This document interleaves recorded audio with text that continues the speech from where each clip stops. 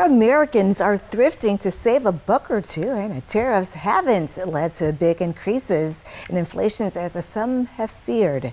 Jane King is at the New York Stock Exchange with those stories and more in today's Morning Business Report. Good morning. Inflation held steady in July despite some fears that tariffs would lead to a bigger jump.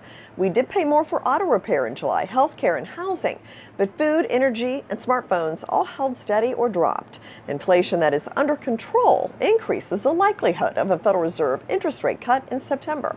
And stocks soared on the report. The S&P 500 and NASDAQ closed at record highs. The Dow had big gains, 483 points.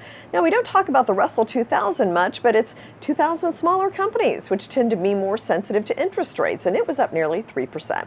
Shares of discount airlines gained as Spirit warned that it may not be able to stay in business. It's been hurt by people paying more for premium seats. Rival budget airlines saw the biggest gain. Shares of Frontier up 24%. And Americans say their discretionary spending has dropped by 42% in the last year. The poll found many are looking for ways to save in the current economic environment, as over half of those surveyed revealed they're worried about their finances.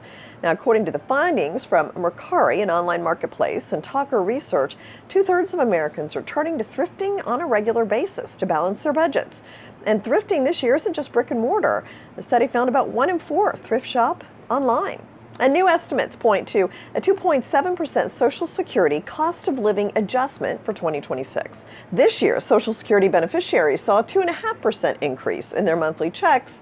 The final Social Security adjustment won't be determined until October. From the New York Stock Exchange, I'm Jane King with your Morning Business Report.